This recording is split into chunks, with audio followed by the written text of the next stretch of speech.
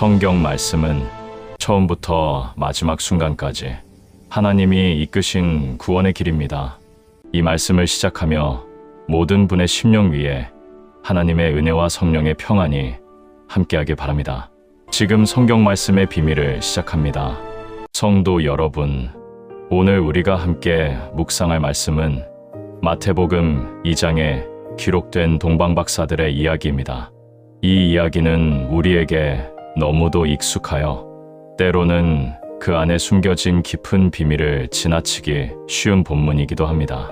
그런데 이 본문을 조용히 들여다보면 놀라운 하나의 사실이 드러납니다.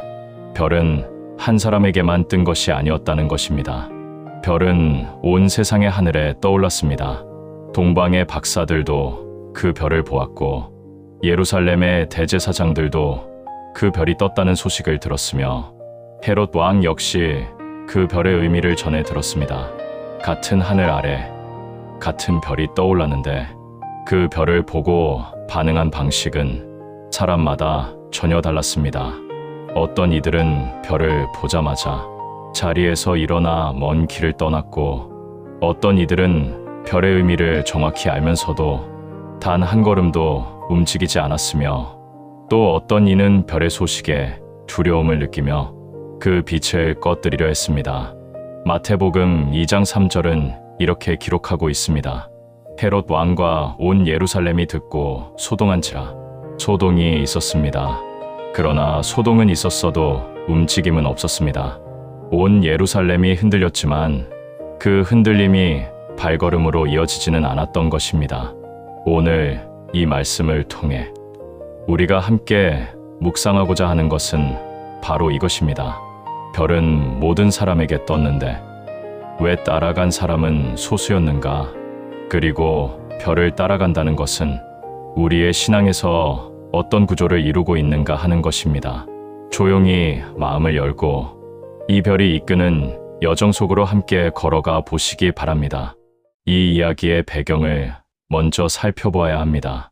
동방박사들이 별을 보고 예루살렘에 도착했을 때 그 시대는 어떤 시대였는지를 알아야 별이 얼마나 놀라운 사건이었는지 이해할 수 있기 때문입니다. 그때 유대 땅을 다스리고 있던 이는 헤롯 대왕이었습니다.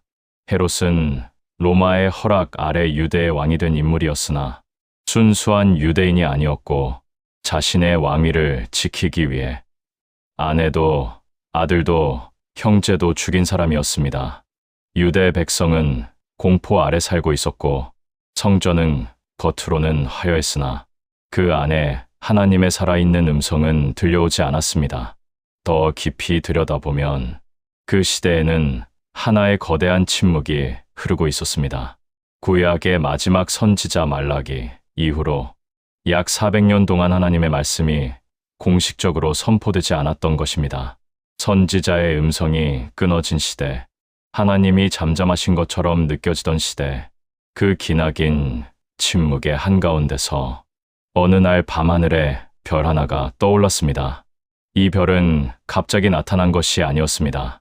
오래전 민수기 24장 17절에서 이방 선지자 발람의 입을 통해 이미 예언된 것이었습니다. 내가 그를 보나 지금의 일이 아니며 내가 그를 바라보나 가까운 일이 아니로다. 한 별이 야곱에게서 나오며 한 규가 이스라엘에게서 일어나리니 이 예언은 수천 년의 세월을 관통하여 마침내 그 별이 실제로 하늘에 나타나는 순간으로 이어졌습니다. 400년의 침묵이 깨어지는 방식이 선지자의 외침이 아니라 조용히 뜨는 별 하나였다는 사실 묵상해 보십시오. 하나님은 가장 어두운 시대에 빛을 보내셨고 그 빛은 소리 없이 찾아왔습니다. 아무도 주목하지 않는 밤하늘에, 그러나 볼 눈이 있는 자에게는 분명하게 보이는 방식으로 하나님은 말씀하고 계셨던 것입니다.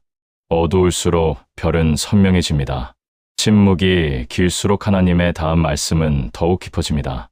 그 별은 단순한 천문 현상이 아니라 하나님이 오랜 침묵을 깨고 인류를 향해 다시 손을 내미신 첫 번째 신호였습니다.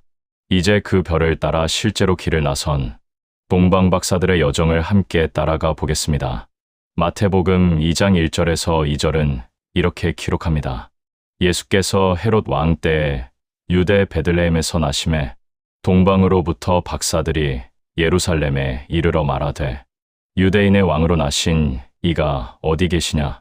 우리가 동방에서 그의 별을 보고 그에게 경배하러 왔노라 하니 이 짧은 문장 안에 깊이 묵상할 것이 있습니다. 그들은 별을 보고 왔다고 말했습니다. 별을 보고 연구한 것이 아니라 별을 보고 출발한 것입니다. 그들이 정확히 어디로 가야 하는지 처음부터 알고 있었던 것은 아니었습니다. 그들은 유대인의 왕으로 나신 이가 어디 계시냐고 물었는데 이 질문 자체가 그들이 목적지를 모른 채 별만 따라 먼 길을 떠났음을 보여줍니다. 목적지를 모르면서 출발하는 것. 이것은 세상의 눈으로 보면 무모한 일입니다. 그러나 신앙의 눈으로 보면 이것이야말로 가장 정직한 순종의 모습입니다. 하나님이 보여주신 것은 별이었고 그들은 그 별 하나를 믿고 모든 것을 두고 떠났습니다. 그런데 이 여정에서 놓치기 쉬운 비밀이 하나 있습니다. 마태복음 2장 9절을 보면 동방에서 보던 그 별이 문득 앞서 인도하여 악이 있는 곳 위에 머물러 서니 라고 기록되어 있는데 이 말은 곧 예루살렘에 도착하기까지의 구간에서 별이 보이지 않았던 때가 있었다는 뜻입니다. 처음에 별이 보여서 출발했지만 어느 순간 별이 사라졌습니다. 별이 다시 나타난 것은 예루살렘을 떠나 베들레헴을 향해 갈 때였습니다. 문득 앞서 인도하여라는 표현은 별이 다시 나타났다는 놀라움을 담고 있습니다. 이 구간을 깊이 묵상해 보십시오. 별을 따라 길을 나섰는데 한참을 가다 보니 별이 보이지 않는 시간이 온 것입니다. 길을 잘못 든 것인지, 처음부터 착각이었던 것인지, 불안과 의심이 밀려올 수 있는 구간이었을 것입니다. 그 별이 보이지 않는 구간에서 그들을 안내해 준 것은 무엇이었겠습니까? 그것은 바로 성경의 말씀이었습니다. 마태복음 2장 5절에서 6절을 보면 대제사장과 서기관들이 미가서를 인용하여 베들레헴이라는 구체적인 장소를 알려줍니다. 미가 5장 2절의 예언, 베들레헴 에브라다야, 너는 유다 족속 중에 작을지라도 이스라엘을 다스릴 자가 내게서 나올 것이라는 말씀이 별이 사라진 구간에서 그들의 발걸음을 인도해 준 것입니다. 여기에 신앙의 구조가 있습니다. 첫째, 별을 보고 출발하는 결단의 순간이 있습니다. 둘째, 별이 사라지는 시험의 구간이 반드시 찾아옵니다. 셋째, 그 구간에서 말씀이 우리를 붙잡아 줍니다. 넷째, 다시 별이 나타나 우리를 그리스도 앞으로 인도합니다. 이것이 별을 따르는 신앙의 구조이며 이 구조는 2000년 전 박사들의 이야기만이 아니라 오늘 우리 각자의 신앙 여정에도 그대로 적용되는 것입니다. 그렇다면 이 별은 도대체 무엇이었을까요? 단순히 하늘에 나타난 밝은 빛이었을까요? 아니면 그 안에 더 깊은 의미가 담겨 있는 것일까요? 성경 전체를 하나의 흐름으로 놓고 보면 별은 언제나 메시아를 가리키는 표지였음을 알 수 있습니다. 앞서 살펴본 민수기 24장 17절에서 발람은 한 별이 야곱에게서 나오리니 라고 예언했는데 이 별은 단순한 천체가 아니라 장차 이스라엘에서 나올 왕, 곧 메시아를 가리키는 예언이었습니다. 이사야 60장 1절에서 3절도 묵상해 보십시오. 일어나라 빛을 발하라 이는 내 빛이 이르렀고 여호와의 영광이 내 위에 임하였음이니라. 보라, 어둠이 땅을 덮을 것이며 캄캄함이 만민을 가리려니와 오직 여호와께서 내 위에 임하실 것이며 그의 영광이 내 위에 나타나리니 열방은 내 빛으로 무왕은 비치는 내 광명으로 나아오리라. 이사야가 본 이 빛은 이방 열방이 찾아오게 만드는 빛이었습니다. 그리고 마태복음 2장에서 동방의 이방인들이 별빛을 따라 유대 땅으로 찾아오는 장면은 바로 이 이사야의 예언이 성취되는 순간이었던 것입니다. 그리고 성경의 마지막 책인 요한계시록에서 예수님은 스스로 이렇게 선언하십니다.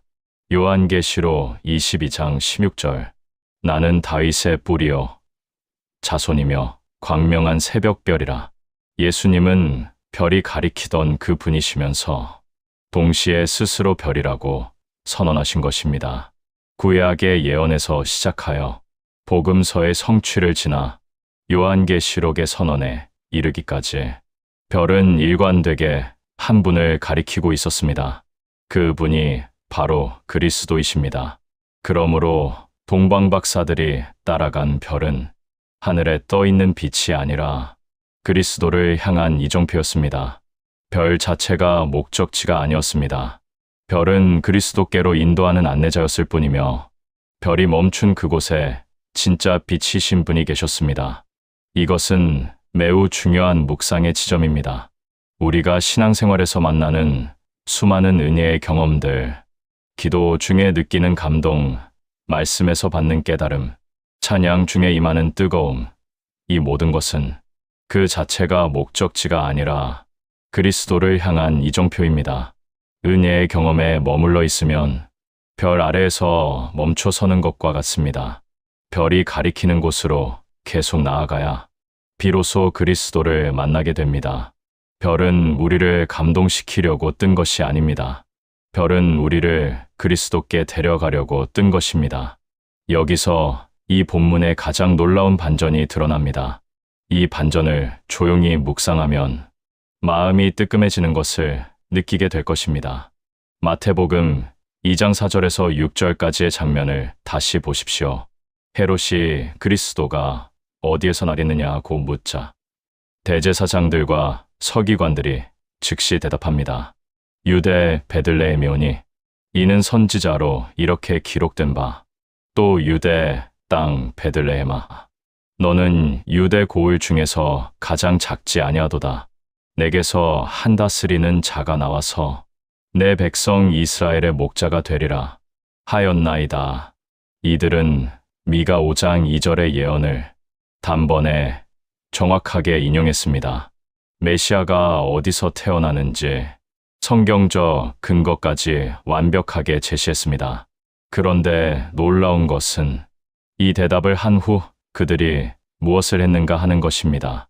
아무것도 하지 않았습니다. 베들레헴까지의 거리는 예루살렘에서 겨우 8km, 걸어서 2~3시간이면 갈 수 있는 거리였습니다. 그런데 단 한 사람도 가지 않았습니다.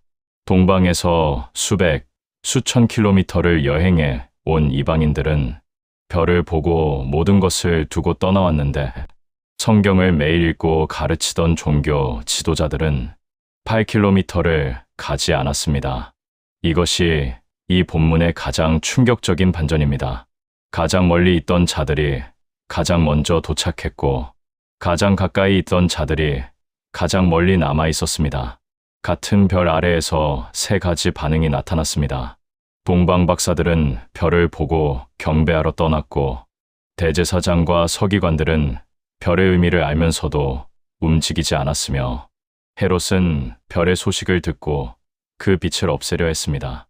경배하는 자, 무관심한 자, 적대하는 자. 이 세 가지 반응은 2000년이 지난 오늘도 하나님의 말씀 앞에서 그대로 반복되고 있습니다. 깊이 묵상해야 할 것은 두 번째 부류, 곧 알면서도 움직이지 않은 자들입니다. 그들은 성경을 몰라서 가지 않은 것이 아닙니다. 너무도 정확하게 알고 있었습니다. 아는 것이 문제가 아니었습니다. 아는 것이 순종으로 이어지지 않은 것이 문제였습니다. 머리에 담긴 말씀이 발걸음으로 이어지지 않을 때 우리는 알면서도 가지 않은 서기관들과 같은 자리에 서 있게 됩니다.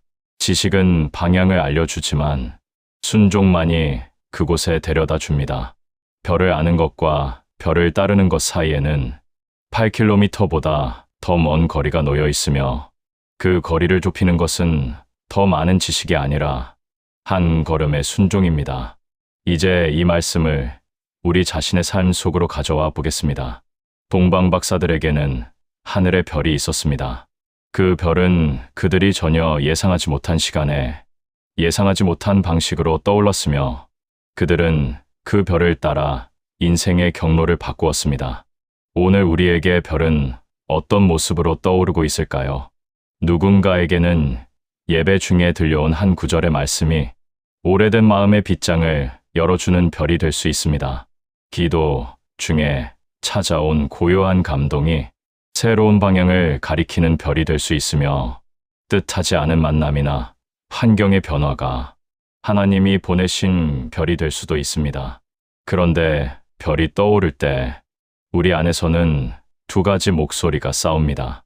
하나는 따라가라는 목소리이고 다른 하나는 좀 더 확인하고 나서라는 목소리입니다. 동방 박사들이 위대했던 것은 모든 것이 확인된 후에 출발한 것이 아니라 별 하나만 보고 출발했다는 것입니다. 물론 별을 따르는 여정이 순탄하지만은 않을 것입니다. 앞서 살펴본 것처럼 별이 사라지는 구간이 반드시 찾아옵니다. 새로운 결단을 하고 신앙의 발걸음을 내딛었는데 기대와 달리 상황이 어두워지는 때가 있습니다.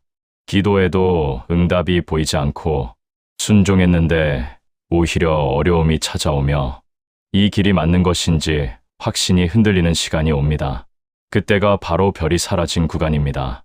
그 구간에서 우리를 붙잡아 주는 것은 새로운 체험이 아니라 이미 주어진 말씀입니다.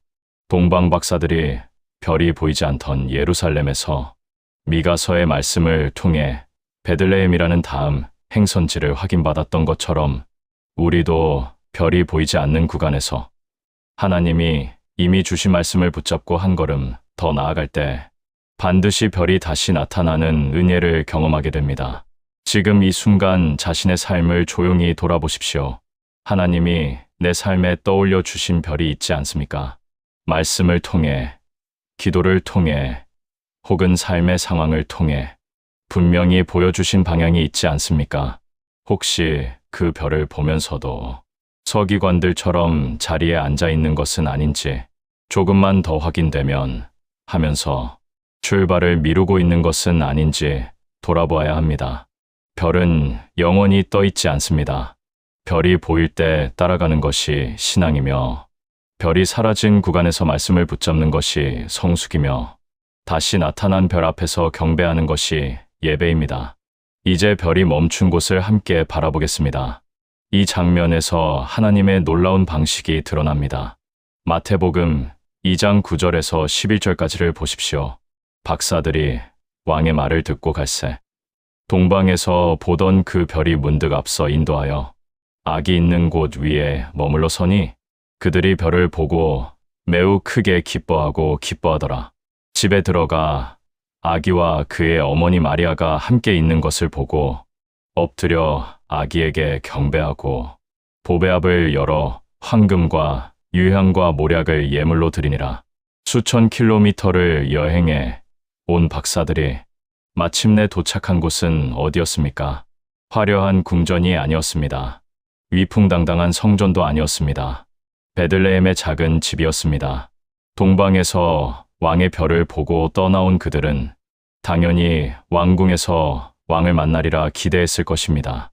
그래서 처음에 예루살렘의 헤롯 궁전을 찾아간 것입니다. 그러나 하나님이 보내신 별은 궁전이 아닌 작은 마을의 작은 집 위에 멈추었습니다. 이것이 하나님의 방식입니다. 세상은 높은 곳에서 왕을 찾지만 하나님은 가장 낮은 곳에 왕을 놓으셨습니다. 세상은 권력과 영광 속에서 구원을 기대하지만 하나님은 연약한 아기의 모습으로 세상의 모든 기대를 뒤집으셨습니다. 그런데 박사들의 반응을 보십시오. 그들은 실망하지 않았습니다. 오히려 매우 크게 기뻐하고 기뻐하더라고 기록되어 있습니다. 기뻐하더라가 아니라 매우 크게 기뻐하고 기뻐하더라입니다. 기쁨이 2번 반복될 만큼 그들의 기쁨은 넘치고 있었습니다. 화려한 궁전이 아니라 작은 집이었고 위대한 군왕이 아니라 어린 아기였는데도 그들은 엎드려 경배했습니다. 그리고 보배압을 열어 황금과 유향과 모략을 예물로 드렸습니다. 이 세 가지 예물은 단순한 선물이 아니었습니다. 황금은 왕에게 드리는 것이었고, 유향은 제사장에게 드리는 것이었으며, 모략은 죽음과 장사를 위해 쓰이는 것이었습니다. 작은 집에 누워있는 아기에게 왕의 예물을, 제사장의 예물을, 그리고 장차 죽으실 분에 대한 예물을 함께 드린 것입니다. 이 예물은 아기 예수의 전 생애를 미리 담고 있었습니다. 왕으로 오셔서 모든 것을 다스리시고 제사장으로서 하나님과 인간 사이를 중보하시며 모략이 예표하는 것처럼 십자가에서 죽으시고 장사되셨다가 다시 살아나실 분이셨습니다. 별이 가리킨 최종 목적지는 베들레헴의 작은 집에 누운 아기였지만 그 아기는 온 인류의 구원을 위해 오신 하나님의 아들이셨습니다. 구약의 모든 예언이 가리켰던 그분, 발람이 예언한 야곱의 별이 실제로 가리킨 그분, 이사야가 선포한 열방의 빛이신 그분이 이 작은 집에 계셨던 것입니다. 모든 별의 여정은 결국 이곳으로 모입니다. 아브라함에게 주신 약속도, 다윗에게 세우신 언약도, 선지자들의 예언도, 400년의 침묵도, 그 모든 것이 이 아기를 향해 흘러왔고 마침내 이 자리에서 하나로 만났습니다. 별의 끝에 그리스도가 계셨습니다. 그리고 이 그리스도는 베들레헴의 구유에서 시작하여 갈보리의 십자가를 지나 빈 무덤의 부활에 이르기까지 구속의 모든 여정을 완성하신 분이십니다. 동방 박사들은 별의 끝에서 경배했습니다. 그리고 우리도 이 말씀 앞에서 같은 경배의 자리로 부름받고 있습니다. 모든 별은 그리스도를 가리키고 모든 길은 그리스도에게서 끝나며 모든 경배는 그리스도 앞에서 완성됩니다.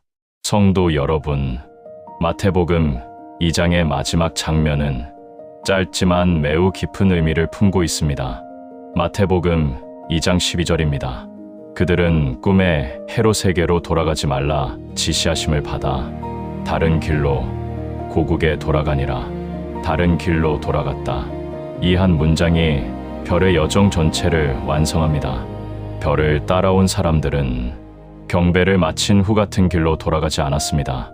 헤롯에게 보고하러 가지 않았습니다. 세상의 권력이 기대하는 방향으로 발걸음을 돌리지 않았습니다. 그들은 다른 길을 택했습니다. 이것은 단순히 여행 경로의 변경이 아니었습니다. 그리스도를 만난 사람의 삶의 방향이 바뀐 것입니다.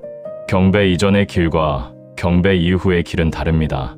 그리스도를 만나기 전에 걸었던 길로는 다시 돌아갈 수 없습니다. 아니, 돌아가서는 안 됩니다. 왜냐하면 헤롯의 길은 별을 꺼뜨리려는 길이기 때문입니다. 세상이 제시하는 익숙한 길, 타협과 안주의 길, 하나님의 빛을 가리는 어둠의 길로 다시 돌아간다면 그 경배는 미완으로 끝나고 맙니다. 박사들은 꿈에 하나님의 지시를 받았지만 그 지시를 따를 수 있었던 것은 이미 경배를 통해 삶의 중심이 바뀌었기 때문입니다. 그리스도 앞에 엎드린 사람은 더 이상 헤롯 앞에 설 필요가 없어집니다. 참된 왕을 만난 사람은 거짓 왕의 명령에 순종할 이유가 사라지는 것입니다. 이 말씀 앞에서 우리 자신에게 물어야 합니다. 나는 지금 어떤 길 위에 서 있는가? 별을 따라 그리스도 앞에 나온 후 다른 길로 돌아가고 있는가? 아니면 다시 헤롯의 길로 되돌아가고 있는가? 혹시 예배 후에도 삶의 방향이 달라지지 않는다면 말씀을 듣고도 같은 습관, 같은 두려움, 같은 타협의 길로 다시 돌아가고 있다면 그것은 경배가 아직 완성되지 않은 것일 수 있습니다. 진정한 경배는 삶의 경로를 바꿉니다. 그리스도를 만난 사람은 이전의 길로 돌아가지 않습니다. 성도 여러분, 오늘 우리는 별의 여정을 함께 따라왔습니다. 400년의 침묵을 깨고 떠오른 별, 그 별을 보고 모든 것을 두고 출발한 사람들, 별이 사라진 구간에서 말씀으로 버틴 시간, 다시 나타난 별을 따라 도착한 베들레헴의 작은 집, 그곳에서 엎드려 드린 경배, 그리고 경배 후에 선택한 다른 길, 이 모든 여정은 2000년 전 동방박사들만의 이야기가 아닙니다. 이것은 지금 이 시간, 이 말씀을 듣고 있는 우리 모두의 이야기입니다. 하나님은 지금도 별을 보내고 계십니다. 말씀을 통해, 기도의 감동을 통해, 삶의 상황을 통해 분명한 별을 떠올려 주고 계십니다. 그 별을 보았다면 따라가십시오. 중간에 별이 사라지는 구간이 오더라도 말씀을 붙잡고 한 걸음 더 나아가십시오. 그 별의 끝에 반드시 그리스도가 계십니다. 그리고 그리스도를 만난 후에는 다른 길로 돌아가십시오. 이전의 길이 아닌 하나님이 열어주신 새로운 길로 걸어가십시오. 별은 모두에게 뜹니다. 그러나 그 별을 따라 끝까지 걸어간 사람만이 그리스도 앞에 엎드리는 경배에 이르게 됩니다. 오늘 이 말씀이 여러분의 발걸음을 다시 별 앞에 세우는 은혜의 시간이 되시기를 간절히 축복합니다. 아멘.